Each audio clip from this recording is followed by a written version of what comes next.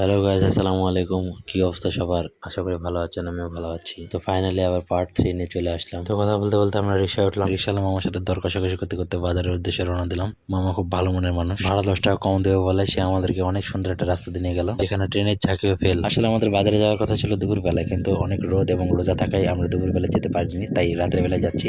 রাতের বেলা বাজারে যাওয়ার মজাটাই আলাদা, অনেক সুন্দর আবহাওয়া, ঠান্ডা আর চারিদিকের পরিবেশটা অনেক সুন্দর। তো কথা বলতে বলতে আমরা বরেন্দ্র অফিসের কাছে চলে আসলাম এবং বরেন্দ্র অফিস পার হয়ে গেলাম। চারিদিকের জনকোলাহলপূর্ণ পরিবেশ আর বহুদূর রাস্তা দেখে একটা গান মনে পড়ছিল, আর সেটা হলো কত দূর কত পথ। বলতে বলতে আমার দয়াল বাবা কলা খাওয়া গাছ লাগাইয়া খাও গানের দয়াল বাবার মোড় পার হয়ে চলে আসলাম। আসলে এখানে একটা দয়াল বাবা থাকতো, সে দয়াল বাবাটা ছিল খুব নেককার এবং আমলকারী লোক। তিনি মারা যাওয়ার পর তার মাজারকে কেন্দ্র করে এখানে একটা মোড় তৈরি হয়েছে, সেই মোড়ের নামকরণ করা হয় দয়ালের মোড়। কথা বলতে বলতে আমরা মুক্তির মোড়ে চলে আসলাম। এখানে যে কাকে বেঁধে রাখা হয়েছে আর কাকে বা মুক্তি দেবে সেটাই আমি আজ পর্যন্ত জানলাম না। আর নওগাঁ জেলা মোড়ের জন্য বিখ্যাত, প্রত্যেকটা জায়গায় জায়গায় মোড়, অমুক মোড় তমুক মোড়, হ্যান মোড় ত্যান মোড়, ওইকিরি মোড়, মধু মধু মোড়, রসমালাই মোড়, ইত্যাদি ইত্যাদি। এগুলো ছাড়াও আরো অনেক মোড় আছে। ঠিক এমনই মোড় পার করতে করতে আমরা চলে আসলাম বাটার মোড়ে, যেটাকে বলা হয় বড় বাজার। এখানে সবকিছু পাওয়া যায়। এই বাজারে যে জিনিস নেই সেই জিনিস নওগাঁ জেলার কোথাও নেই, আর যে জিনিস এখানে আছে সেটা নওগাঁ জেলার সব জায়গাতে আছে। ওই যে কথায় আছে, যা নেই মহাভারতে তা আছে ভারতে, তো এটা হলো নওগাঁ জেলার মহাভারত, মানে নওগাঁ সদর।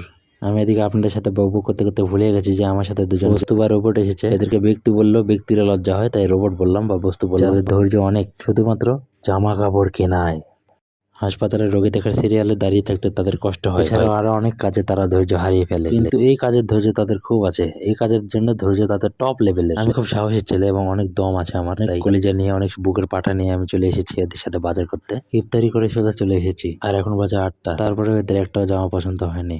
জানি না আজকে জামা পছন্দ হবে নাকি, কিন্তু যদি পছন্দ না হয় আজকে আমি চলে যাবো। প্রয়োজনে আমি আজকে নিরুদ্দেশ হয়ে যাব। দুজনের ঝামেলার মধ্যে একজনেরটা মিটে গেছে কালকেই, আর আজকে একজনের মেটানোর কথা, কিন্তু এখন কি হবে বলা যাচ্ছে না।